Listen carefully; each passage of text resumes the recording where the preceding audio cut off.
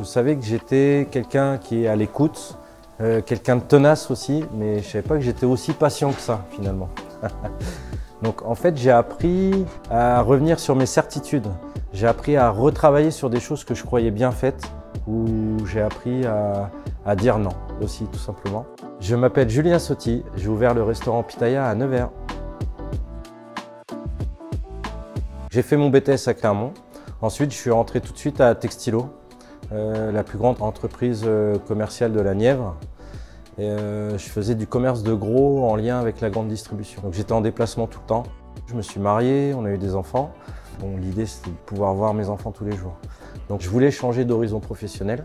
Dans la structure où j'étais, c'était pas possible. Donc à partir de là, j'ai commencé à me poser des questions pour essayer de me reconvertir. Donc mon idée à moi, c'était un jour de pouvoir créer moi aussi ma propre structure. Et c'est à partir de là où j'ai commencé à me poser des questions. Qu'est-ce qui fonctionnerait à Nevers? Dans quel secteur d'activité je peux me lancer qui soit en rapport avec ce que je sais faire, mais qui nous apportera un gage de réussite, on va dire. Mon épouse et moi avons commencé nos démarches en allant au salon de la franchise en 2019. Donc de là, on avait sélectionné plusieurs enseignes. On a découvert Pitaya en cherchant un local pour une autre enseigne. C'est marrant. Hein. Nous, on n'avait pas sélectionné Pitaya tout de suite parce qu'on n'avait pas le budget, parce que toutes les enseignes ont des budgets différents suivant les coûts d'aménagement. Et au final, on s'est dit, c'est dommage quand même, il faudrait qu'on aille voir. Donc on a été manger dans ce restaurant. Alors Pitaya, c'est de la Thai street food, de la cuisine de rue thaïlandaise. L'idée, quand vous rentrez dans le restaurant, c'est que vous soyez en immersion, comme dans une rue à Bangkok. Vous avez plein de petites échoppes qui vous font à manger dans la rue.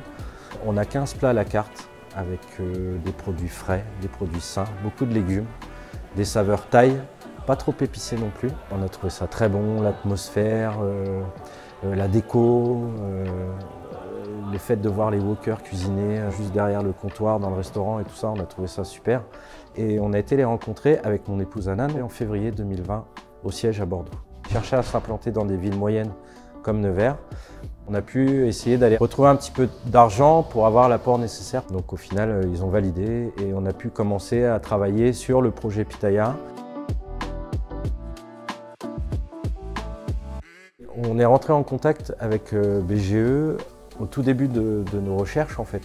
On a rencontré Véronique Foin qui était ma conseillère sur tout le projet du début à la fin. Honnêtement, on a échangé beaucoup. Moi, j'avais besoin de son retour pour voir un petit peu si j'étais cohérent dans ma création de projet. J'ai été salarié, je ne suis pas entrepreneur de base. J'ai appris ça en même temps que de construire le projet. Et BGE, ils m'ont apporté toute cette structure, toute cette connaissance que je n'avais pas. Et heureusement qu'ils ont été là, parce que ça m'a donné, moi, tous les outils nécessaires pour pouvoir créer des dossiers, défendre un projet d'entreprise. On va rencontrer les banques en octobre 2020. Il faut savoir un truc, c'est que j'ai toujours travaillé à Textilo jusqu'au moment où j'ai signé mon contrat de franchise. Donc la réaction des banques en général, c'était « mais honnêtement, vous êtes à Textilo, c'est quand même un gros risque, on ne sait pas avec le Covid ». Donc à partir de là, j'ai compris qu'il fallait se battre et que pour y arriver, il faudrait être patient, faire preuve de persuasion. Donc ça a été très long, mais on a réussi finalement à convaincre la première banque en janvier 2021. En travaillant notre projet, on a rencontré Initiative Nièvre qui nous a fait un prêt d'honneur. On a aussi été en contact beaucoup avec la mairie de Nevers qui voulait qu'on vienne s'implanter ici dans le centre de l'agglo. Donc du coup, on a pu faire une demande d'aide aussi à l'aménagement du local. Tous ces petits points mis bout à bout nous ont permis en fait de financer l'intégralité du projet. Moi, le local, je n'ai pas lâché parce que c'est un point central à Nevers. On est à 2 pas de la gare, on a une belle visibilité avec la terrasse, un cadre hyper lumineux. Donc c'est vraiment un endroit pour moi qui était parfait pour pouvoir implanter ce type de restauration. Quand on a eu le local, il était brut de béton. On a mis 3 mois à tout créer ici. On a ouvert juste avant Noël pour profiter de l'afflux client du cinéma. Et au final, on a eu un engouement exceptionnel pour l'ouverture du resto. On est au-dessus de ce qu'on voulait faire en termes de chiffre d'affaires, donc c'est parfait. Ici, tout le monde sait cuisiner, sait faire la caisse. On est tous employés polyvalents. Aujourd'hui, dans notre bassin de population, à la campagne, on dit qu'il y a du chômage, plus peut-être que dans les grandes villes. Donc ça, c'est ma grande fierté finalement avec l'aboutissement du projet, c'est que je peux dire aujourd'hui qu'on a créé 11 emplois. On a tous grandi ensemble en fait dans ce restaurant-là et il faudra récompenser les personnes qui voudront avancer et évoluer au sein de la structure.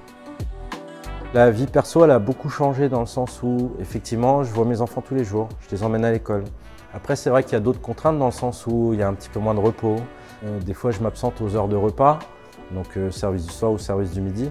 Mais on a appris à se réadapter tous ensemble et à vivre avec ça.